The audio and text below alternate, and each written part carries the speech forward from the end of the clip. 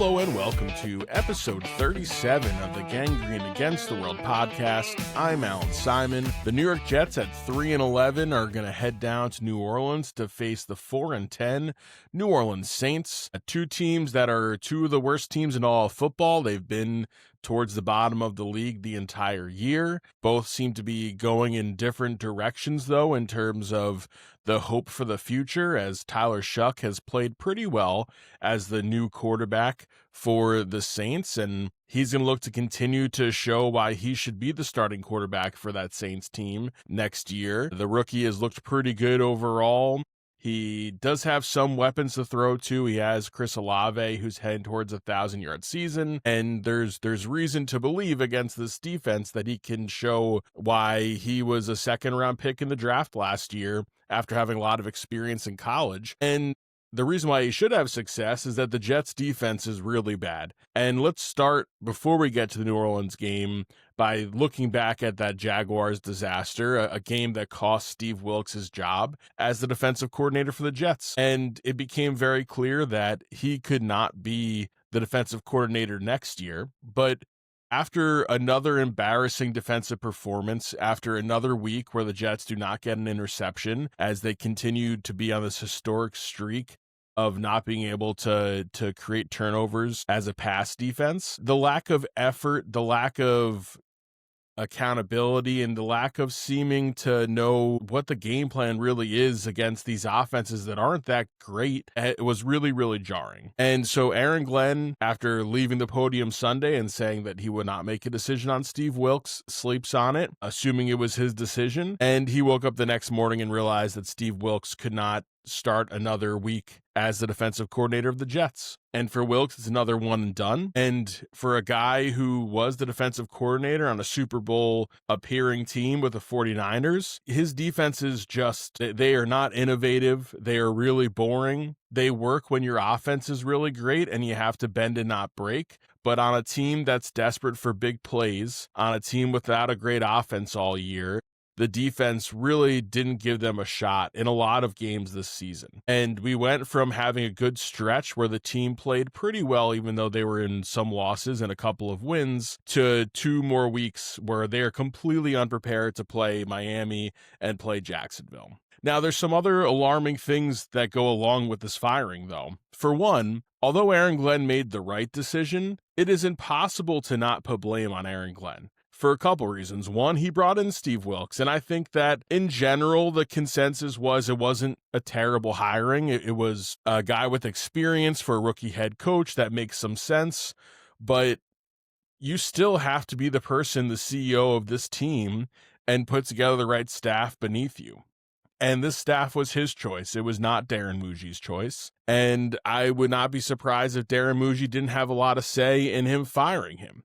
What I also really didn't like was after the game last week, where the defense does not show up. Quincy Williams has one of the worst games you'll ever have as a linebacker in the pass game, allowing over 100 yards with balls thrown at him. It's unimaginable that a linebacker could be that bad in the game. He decides he doesn't have to talk to the media after the game.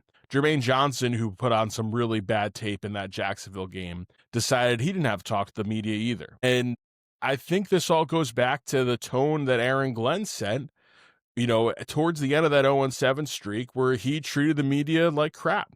And he decided that he didn't have to play ball with the media. He could just stonewall them. He can tell them straight up, I'm not going to talk to you about things I don't want to talk about. And that permeates through the locker room. The reason why that's an issue, and I was fighting with some idiot Jets fans on Twitter about this, is it's not just as simple as, hey, the media is annoying.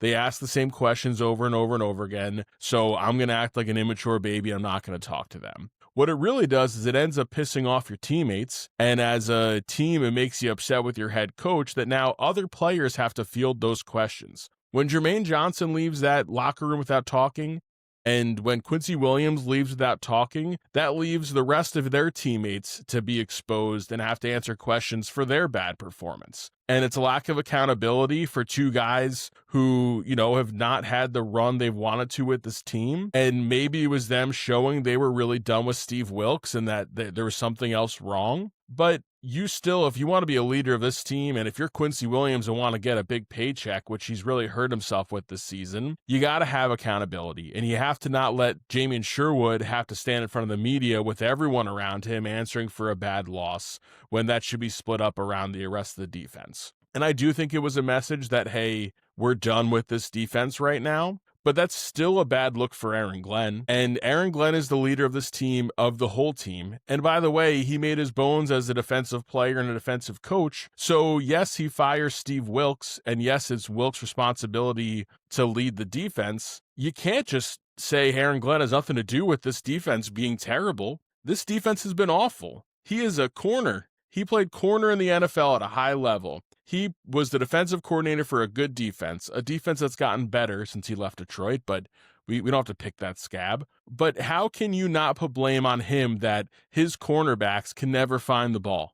At what point do you, as the CEO of this team, step in and say, hey, I don't like what I'm seeing, and it changes now. And Steve's your guy, he's your coach, but I'm going to lay the foundation of here's how we're going to get better in pass defense. Here's how we're going to attack the ball in the air. Here's how we're not going to play through our hands and hand check the entire way down the field and get bad pass interference calls because of it and never make a play on the ball. Something had to change. And now, with firing Wilks, that's kind of Glenn's bullet right now in terms of saving his reputation with this defense. And by firing him now, instead of at the end of the year, it actually exposes Aaron Glenn.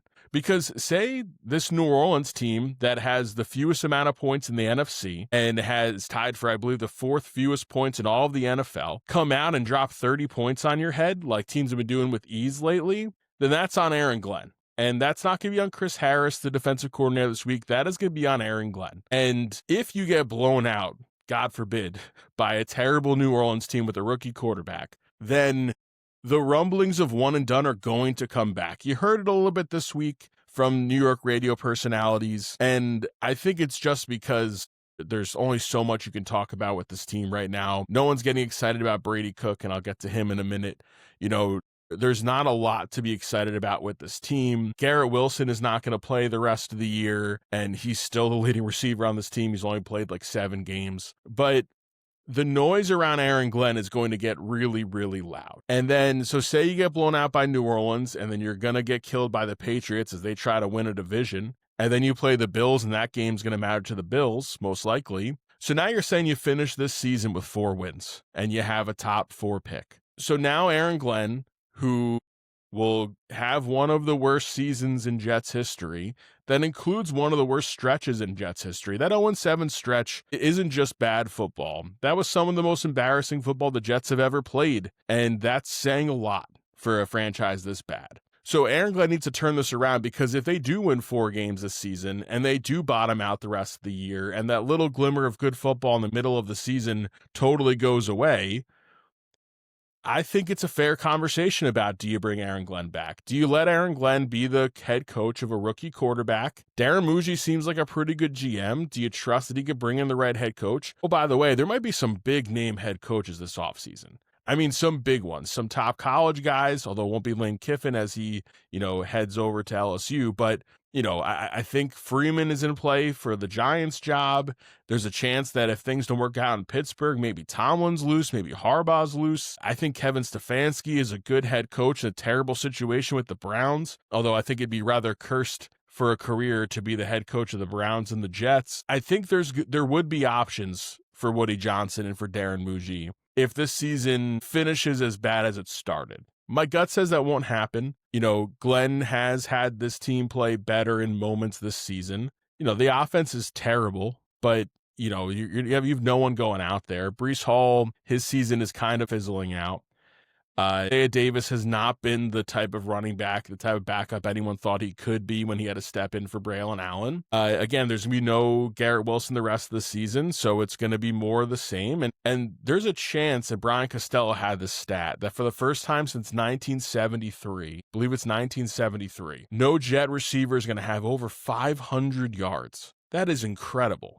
Mason Taylor has a chance, and A.D. Mitchell has a chance to get there. But it is hard to believe, even as bad as the quarterback has played. There's been bad quarterback play for a long time here. and they've still found a way to have some. I mean, Garrett Wilson had 1,000 yards every season of his career with terrible quarterback play. So these games matter. The New Orleans game matters to Aaron Glenn. I hope they have a turnaround performance. Don't lose to the Saints. The Saints stink. That offense is terrible. These aren't guys that should be making any noise in the NFL right now besides Olave. But if they do lose this game, I think it's going to get really ugly, because that game at MetLife against the Patriots, the last home game, that could be a lot of boos. And if the Patriots clinch a division at MetLife Stadium, the full circleness of the Jets and Belichick's career with a loss that leads to Drake May becoming the quarterback of the Patriots, and all of a sudden they are already the best team in the AFC and they win the division, would be cruel even in Jets standards. So a few more things I want to get to. For one, Justin Fields continues to embarrass himself. It seems clear that he's not actually that injured. He just doesn't want to play because he doesn't want to hurt his knee. And Justin Fields is not a guy who should be wanting to sit out. He should be wanting to show anything right now, show a little grit, show that he wants to even just be the backup. Brady Cook's going to be the guy because it's worth seeing if there's any future with Brady Cook as a backup in this league. But Fields refuses to play. Tyrod Taylor, who's also looking to get another contract, and he's old as dirt, and he's willing to step up and play even though he's been hurt all this season. And if I'm an NFL team, Justin Fields is not going to be your starting quarterback next year, that's for sure. Do you really want that headache at backup? Do you want a backup quarterback who refuses to play? It's baffling to me that Justin Fields, who's been as bad as he's been, and he's put up as bad of a Jets quarterback season we've ever seen, and that is saying a lot. For him to pretty much just quit on this season is really embarrassing. And the Jets are going to cut him, and they're going to have to eat $10 million, and that means they're going to have to eat both his dollars and Aaron Rodgers' dollars, which is frustrating. But they're still going to be top 5 in cap space, and there's a lot of holes to fill. And having a backup quarterback who couldn't find his footing here at all and then refuses to play is not a guy you're going to have on this team. It's just not. And to Brady Cook, I will say his numbers aren't good, but undrafted rookie free agent, he does not look lost. He looks like he should be in this league. And I think, Tyler Shuck is a great example of this, and at a lesser extent, or at least playing at a lower level, but still around the same in Brady Cook. These quarterbacks, especially through the COVID time where you can get all these different waivers and play for a long time in college. I think Tyler Shuck's 26 years old. Brady Cook had a lot of experience in Missouri. He threw for a lot of yards. He threw for over 9,000 yards in Missouri. That's a guy who can play. That's a guy who can at least be a backup on this team. And I also think that Cook has really held himself up well with the media. He didn't hide that he was excited that he threw his first touchdown pass. And I think that's good. Enjoy playing the game. Show you like to be here. Show you want to be here while you have another quarterback who doesn't want to be here. And he has more chances to show why he should be on this roster next year. And I don't think you want to go into next season with him as your backup quarterback. But as your third string quarterback, he's at least showing that if his team was decent, he could at least maybe put you in a chance to win a game. And it feels like a lot like Tommy DeVito, right? Tommy DeVito's not a starting quarterback in this league, but right away he showed that he's not lost and that he can step in and play and function. Brady Cook's been a better quarterback than Justin Fields this season. That's not even really up for debate. He has been a better thrower than Justin Fields, and Justin Fields had the great game against Pittsburgh because he knew what he was looking at and didn't really have another great passing game since. And even in the wins, he wasn't spectacular. He ran a little bit, but Brady Cook has showed that he can fight for a roster spot on this team, and good for him. And the rest of this offense, like A.D. Mitchell and John Mechie and Mason Taylor and Isaiah Davis, these are guys playing for roles. So this game matters against New Orleans. This is not a throwaway game, although it feels like preseason again that we're saying, hey, who can make a roster? Who can do this? The offense has a lot to show. The New Orleans defense isn't terrible. It's not great, but it's not terrible. But the Jets defense that has been terrible is going to need to find a way to get some stops. That Jacksonville game was an embarrassment, an absolute embarrassment. Was it that Trevor Lawrence had 25% of all of his touchdown passes on the season in that game against the Jets? That's an embarrassment. And I know that there's a lot of injuries on this team, and Sauce Gardner, who, by the way, was tweeting out, he deleted 2 different tweets about, hey, things don't look as they seem after the Wilks firing, which seems like a shot at Aaron Glenn. And Aaron Glenn does not give people who leave the Jets a warm, cuddly feeling. That seems pretty clear. When you're done with Aaron Glenn, he does not seem to cushion it at all. And again, Aaron Glenn is the CEO of this team. He needs to find a way to manage at a people level what's happening in that building. That includes the media and the players within it. Because now you have a guy like Sauce Gardner who's most likely saying, hey, you don't want to get involved with any of that madness over in New York. And that affects free agents. That affects guys you would want to come to the Jets who say, hey, I'm not dealing with Aaron Glenn. It's not worth my time. Now, it seems like Aaron Glenn's gotten a little gentler and a little softer around the edges as the season's gone on, but it's still a really, really bad look. And again, I don't think it's unfair for the Heat to turn up on him as we get going in this season. I do want to say too, again, the Quincy Williams situation was really embarrassing for him. I don't like that he didn't talk to the media. I don't see a guy who's on a contract year getting a huge contract when he's not played well. He's been benched once already this season. He's been hurt. He probably goes to wherever Robert Saleh is, and that's fair. But overall, just a real mess from everyone on that Jets defense. Will McDonald had a terrible game against Jacksonville. I mean, everyone had a terrible game against Jacksonville. That defense was an absolute embarrassment. The good news is Isaiah Williams on a phantom penalty had a touchdown come back, but the good news part of that is that dude can return the ball, and Kene Nwangwu can return the ball too. And this special teams continues to be one of the best special teams in football. So you feel like, hey, one part of this team at least is functioning at a high level. And do you need both Nwangwu and Isaiah Williams next year? Maybe not, but you know what? If you got weapons, you got weapons. Now, Williams can't do anything on offense. That has been very clear. But for a guy who couldn't catch a punt and when he did, it was with a fair catch, the 2-yard line, and he's fumbling the ball to what he is now, it's pretty remarkable. And he seems like he could be a Pro Bowler. And the Jets have had a few of those flash in the pan Pro Bowl returners before. They ultimately do not make you a winning football team, but they can really help. So that side of the ball is good. McNamara's been really good. Nick Folk's been really good.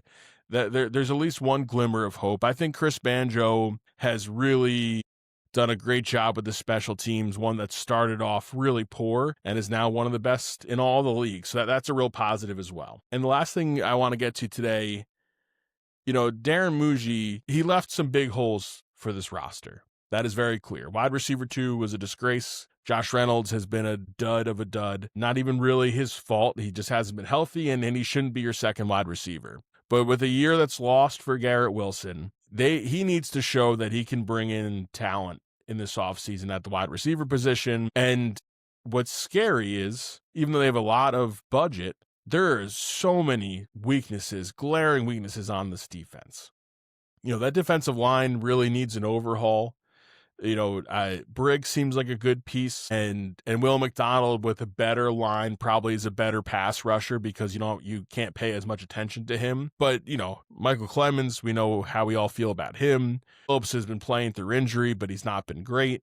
They've gone through a lot of young linemen that have not turned out well. I think linebacking, you got to blow it up. I know you just paid Sherwood a lot of money and he puts up a lot of tackles, but he is a huge liability. And I think one of the most glaring things this season has shown us is this Jets team has no player leader. There is no one leading this team. And it hurts when you don't have a great quarterback or a true number one quarterback, because that is by design the person who leads your team. But the Jets are well overdue for a guy on defense who is a top player on your team and also a leader. And it's been a good amount since that's happened. CJ Mosley had a nice little tenure with the Jets. As he misses the COVID year, he had some injuries. He was never a top linebacker while playing here, but he was a leader, and that was very clear. Quincy Williams had an opportunity to be a leader this year, and it just didn't happen. I think Quinnen was a leader, but when your best defensive player is a defensive tackle who eats 2 blocks every play, that doesn't really do the job. The Jets need to find a linebacker, whether it's a veteran or this is a really good linebacker class for the draft. They have to find a guy in the middle of that defense that can lead the way, because Sherwood and Williams, I think you can make a case that both should not be here. Sherwood, maybe he's going to be here, but he can't be your top linebacker. And at the corner position, they need a true number 1. And at the safety position, Cisco gets hurt and Malachi Moore has struggled, but he's shown glimpses. I think this is the end of Tony Adams. There are so many weaknesses on this defense. And when you trade 3 of your best defensive players away, that's going to happen. And they got a lot of draft capital because of it. But I don't think, at least I don't have the appetite to see the Jets use a top 10 pick on a safety, on another secondary player. But I think they need to bring in a leader, and I think that is very clear. This is a rudderless ship, and when Aaron Glenn was failing at his job as a leader, it showed across the team. And this team really floundered, and they're floundering again. And because there's no leader on this defense, who's the guy who's going to step up and rally this team to play better? I don't know who that guy is. So Jets at Saints before they then host New England for their last home game of the year, and they wrap things up with Buffalo. 3 more games to go. We'll see if the New Orleans game leads to any more fireworks with Aaron Glenn and the rest of this coaching staff. But the pieces are starting to crumble beneath them. And Aaron Glenn and Darren Muji have a lot of work to do to build this team back up. And a good start would be to not get beat by a really bad New Orleans Saints team. My prediction, though, is that the Saints do win. I do not think that they'll put up 35 points against the Jets, but I think this game is going to be 24-21. And I think Brady Cook is going to make mistakes again, but hopefully put up enough play. Also, Brady Cook threw an interception that Arian Smith should be embarrassed about. An embarrassing effort by Arian Smith on that. Arian Smith has been a total dud. Arian Smith, you talk about whiffs. Darren Muji's had a pretty good first year. What a huge miss with Arian Smith. That guy, full failure to launch on a team with no offensive talent. He can't forget about making positive plays. He cannot stop making negative plays. So Brady Cook should focus on other guys and try to put himself in the best position to be successful. And hopefully the Jets don't put up an effort like we saw against the 2 teams from Florida the last couple of weeks. So this has been episode 37 of the Gangrene Against the World podcast. I'm Allan Simon. Thank you for listening.